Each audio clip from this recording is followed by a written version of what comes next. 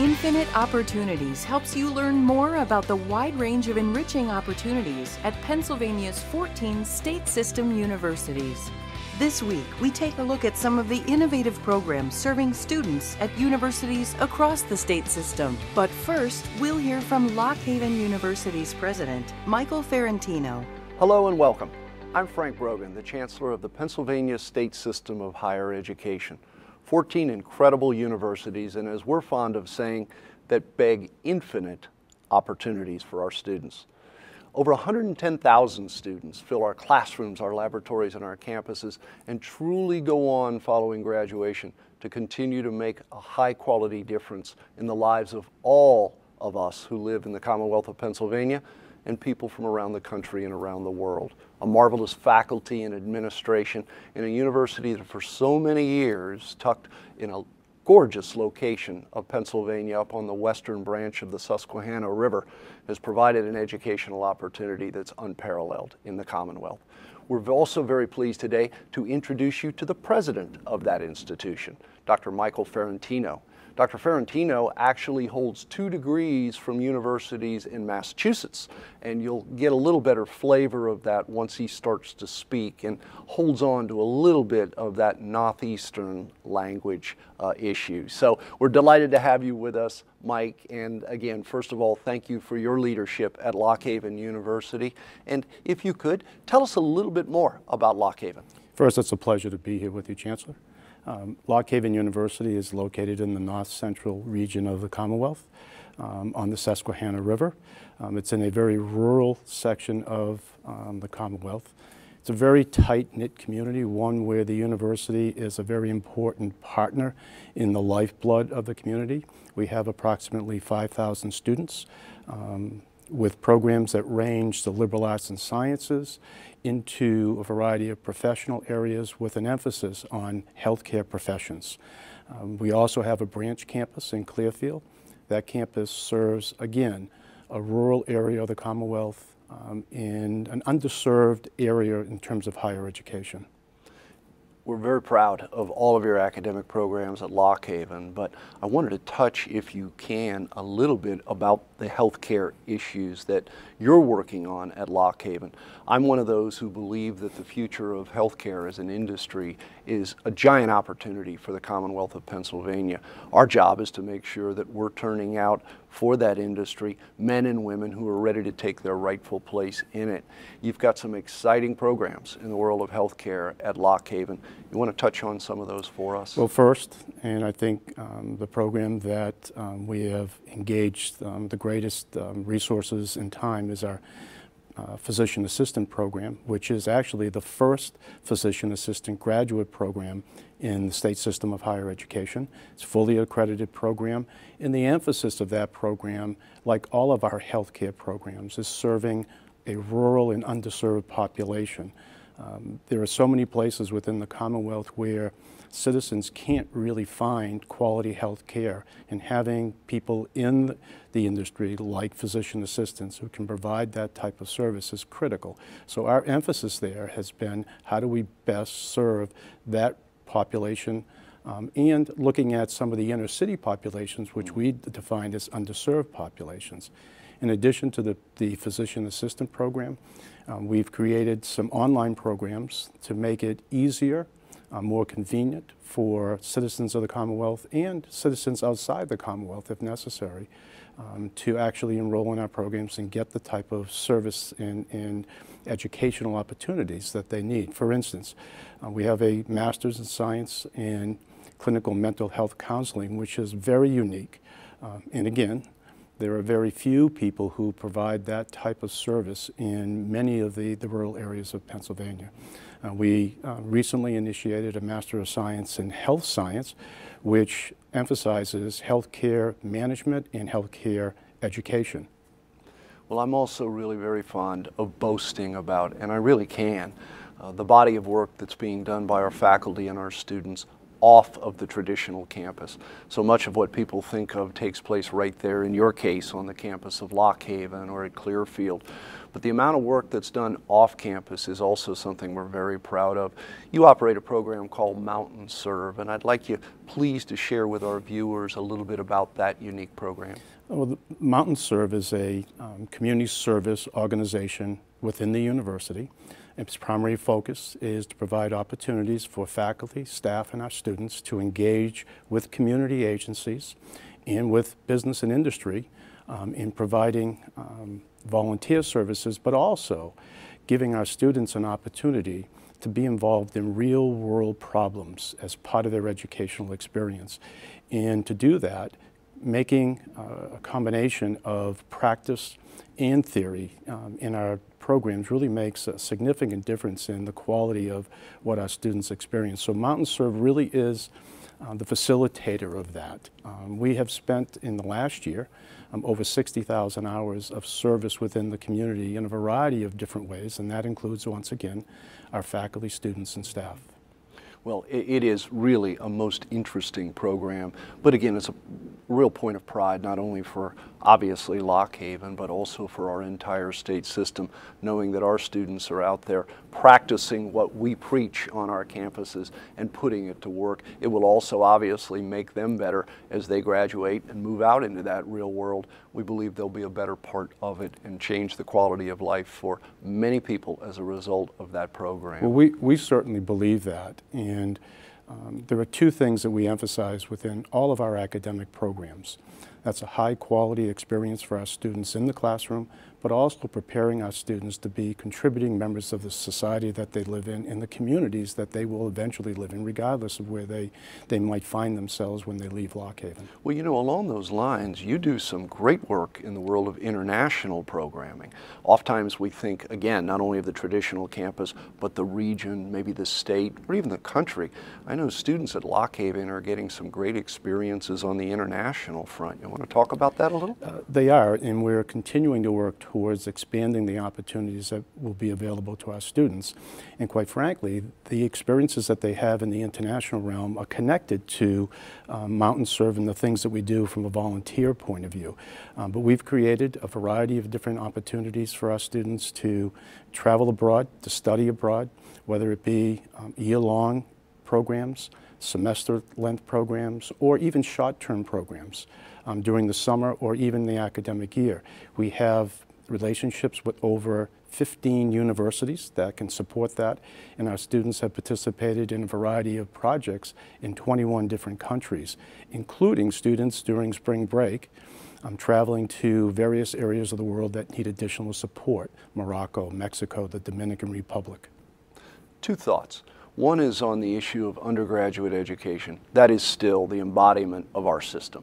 The vast majority of those 110,000 students are undergraduate students, as we were a long time ago. And that's where their higher educational experience really takes off, both in the general education quest and then on as they chase the major of their choice.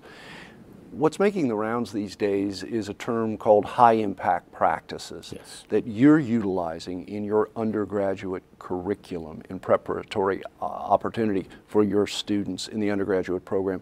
Can you tell us a little bit about how your high-impact practices are making a difference in the lives of your students?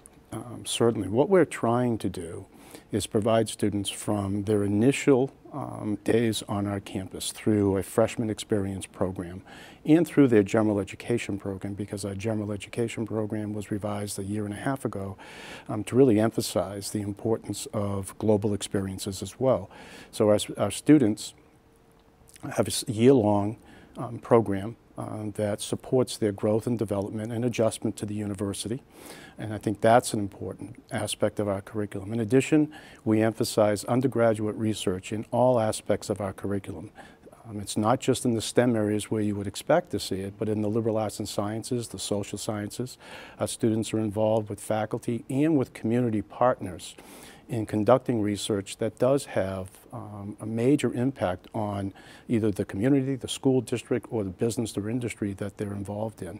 In addition, our students are engaged in a variety of service learning projects, as well as specific and important community engagement projects. And that follows them throughout their 4 years at the university. It's a central theme throughout our entire curriculum. Well, we're very proud of all of your programs at Lock Haven. As you say, you are nestled in one of the most beautiful locations in all of the Commonwealth of Pennsylvania, but it doesn't stop there. That's only the beginning to the destination, which is a first-class and high-quality educational experience for all of the students who call Lock Haven home. I get to visit all of our 14 universities on a fairly frequent basis, and as I mentioned at the outset, they're scattered all over the Commonwealth of Pennsylvania. But I know every time I come to Lock Haven, I'm very impressed with the relationship that those students have with the university that they love so very much. I'm very impressed with the work of the faculty and the staff at Lock Haven, and I know what a source of pride that institution is for the region and for the entire Commonwealth of Pennsylvania. So I want to say thank you very much, Dr. Mike Farentino, for being with us today, but more importantly, thank you for your continued service and leadership to Lock Haven University. You do an outstanding job. We're proud to call you one of our own in providing those infinite opportunities to our students. Thank you very much, Chancellor. Pleasure to be with you. Coming up next, explore more opportunities offered at the universities in Pennsylvania's state system of higher education. Discover the years that will change the rest of your life. Make East Stroudsburg University your new home. Come to a place that is home to different backgrounds, stories, and cultures that make us all unique. Embrace the chance to be a better friend, a better leader, a better you. Ignite your passions. Put your imagination to work in theater and the arts. Find victory. Shatter records. Chase your dreams. Be a warrior. Use your voice and share your visions. Create new ideas. Find professors and friends who will believe in you when you don't believe in yourself. Make the most of your ESU journey. Discover who you are and how you can make a difference. Discover ESU. Welcome back to Infinite Opportunities. Next, we go to Millersville University to learn about a new app helping to keep students safe. We were thrilled to be the first school in Pennsylvania, the first university to be able to have Live Safe on our campus. And we see that as incrementally being able to increase our safety for students. It's a smartphone application, can be used on tablets, Androids, iPhones. Live Safe technology integrates a campus safety feature, so our goal is for individuals to utilize this app within our campus community. We can find out information quicker and much more effective. It's very easy to use, it's very convenient. Our students are used to texting, and our students are always looking for easier ways to do the right thing. In the past, there's been a key component that's been missing, and I believe this app fills the gap. It's not a replacement.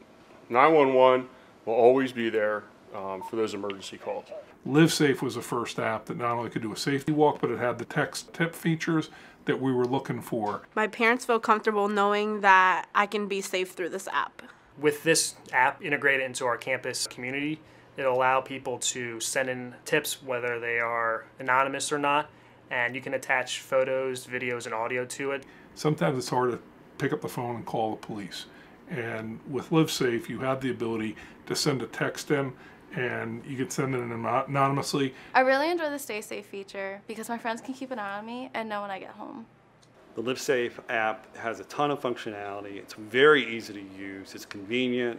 It certainly engages the campus community in safety. It's awesome. You gotta get it. Coming up next, explore more opportunities offered at the universities in Pennsylvania's state system of higher education. One decision, endless possibilities. California University of Pennsylvania opens your mind to more than 130 programs of study. Programs that matter to education, to healthcare, to technology, to the future of our world. California University of Pennsylvania, because the world is waiting for you. Visit or apply online, calu.edu. Focus. on success. Since 1837, Cheyney University has been preparing thousands of young men and women to become successful leaders in the fields of business, arts and science, education, and professional studies. At Cheyney University, you'll not only receive an affordable, quality college education, but the attention you deserve from faculty who care about you and your success. Focus on success at Cheyney University. Welcome back to Infinite Opportunities. Next, we go to Indiana University of Pennsylvania to see how future educators learn to use art integration as a teaching tool.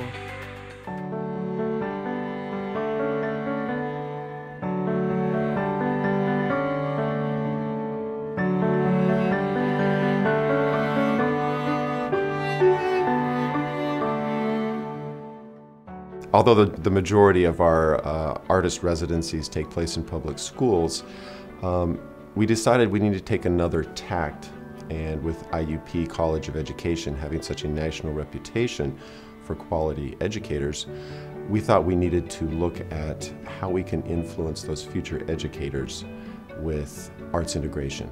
What the concept was behind this residency was that we would work with non-art educators and get them excited about the idea of what arts could do in their curriculum. In a developmentally appropriate classroom, play is an acceptable way of teaching children.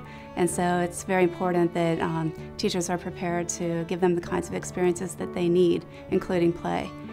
And that's very important right now because it seems as though there's such an emphasis on testing. I knew I could offer them techniques that they could easily incorporate in the classroom that would boost their kids' self-esteem, not crush it, and not make it so that they compare themselves with others, but consider their own art unique and worthwhile. She stressed a lot about process over product, which means, having fun with the way that you make it rather than trying to make something that's technically perfect or technically good.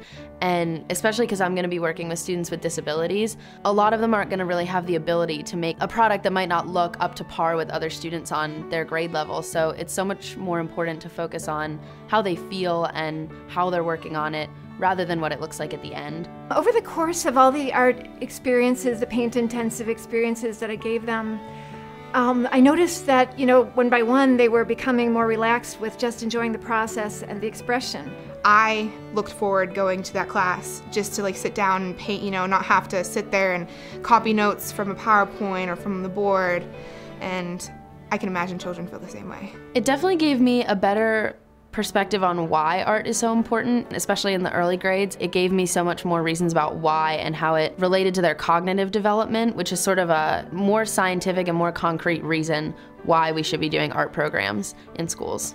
There were a variety of changes that I saw in my students as they learned about arts integration and using art in the classroom. The students who thought it would be an okay thing seemed to, by the end of the experience, really buy into, well, this isn't just an okay thing, it's a fabulous thing, and this really works, and they could see how they could apply some of those techniques in the classroom. And the students who were very skeptical and had no desire to participate in the experience came around. One of them in particular took almost the entire residency to come around, but when she did, it was a fabulous light bulb experience, and you could see the transformation take place in her. And by the end of the experience, she was probably one of the strongest advocates for arts integration in the class. And there was the one last holdout who just was so frustrated. She did not want to even do the project, but when we were doing the collaborative painting and her square was the one that was left, she set aside time to do that, and it came out so beautifully. Her colors were so soft and fleshy compared to all the other kids. I think she became inspired seeing that her own square had a unique, beautiful quality of its own, and she literally said that she was going to go home and buy paint. I said, yes, we did it. Coming up next, explore more opportunities offered at the universities in Pennsylvania's state system of higher education.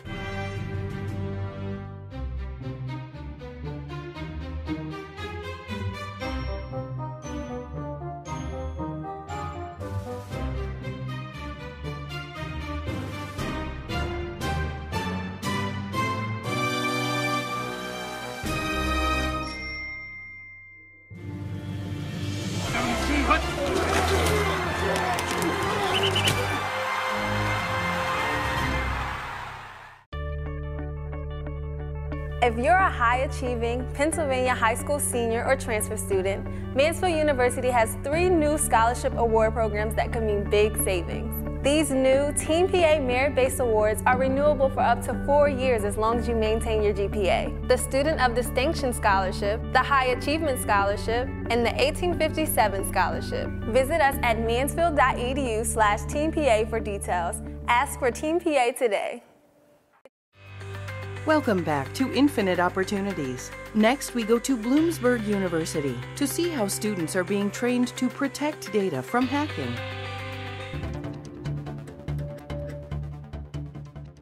I think people who really like computers a lot like the inner workings of them, right? If you ask the question, why does this work the way it does, then this is kind of the major for you. If you're always curious, if you're always maybe working on the boundary of what's possible and what's maybe even legal, then you might be attracted to this as well, particularly the hacking and penetration testing kinds of areas.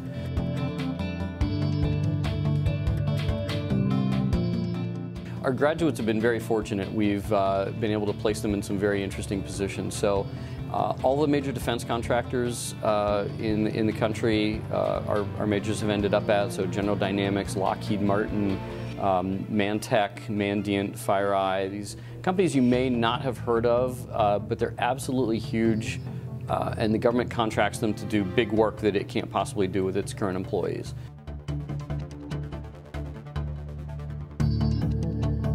The graduates have been very fortunate. I was surprised when we graduated our first students and they started to get offers, kind of how high the offers were. So there's a pretty wide range. If you work in law enforcement, the salaries are a little bit lower. They can be in the $45,000 to $55,000 range. But if you're working for a big defense contractor in a big city like DC or LA, then you're looking more in the $65,000 to $80,000 range. And so this semester, we have 2 people graduating. One's making $75,000, one's making $80,000. Both of them are working for a company that does intrusion analysis. So someone hacks into a company and they want to know what happened. And both of them are getting profit-sharing offers of $16,000 minimum per year. And one of them even got a signing bonus of $5,000. So the person who is making $80,000 plus $5,000 signing bonus plus $16,000 guaranteed company equity, return, profit sharing kind of thing, is going to make over $100,000 their first year, which is staggering to me.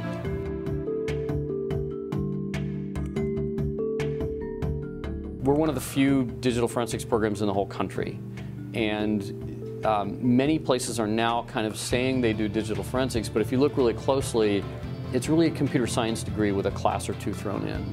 And ours has been designed from the very beginning, from the ground up, from scratch, to be exactly this program, a bachelor's degree in digital forensics. So we built brand new courses specifically for this major and really sat down with a clean sheet of paper and designed it from scratch. So we're one of only a handful that have done that, I think, so that makes us a unique place to study. And I think we're just we're on top of it. We're on top of our game. So we've got great faculty members doing really interesting research. Our students are getting placed in jobs at a very high rate with very high salaries. Just a great place to study digital forensics. Coming up next, explore more opportunities offered at the universities in Pennsylvania's state system of higher education.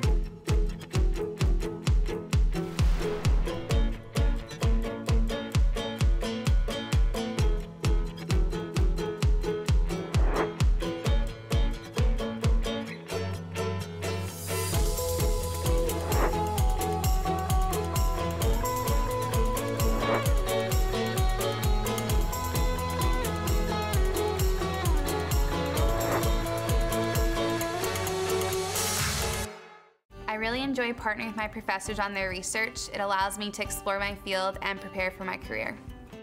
The impact I have on students goes beyond the classroom, mentoring, advising, and sometimes just listening. The faculty definitely have an open door policy. You can stop by to talk about classwork, your career, or just life. When WebPageFX is looking for technical talent, the first place we turn is Shippensburg University. SHIP is teaching me how to learn and adapt. That's critical for success in this industry. Welcome back to Infinite Opportunities. Next, we go to Slippery Rock University to discover how students prepare programs to take their community on a trip into the stars. This facility at Slippery Rock University is a confluence of student ideas and talents that have been expressed in the form of making planetarium shows.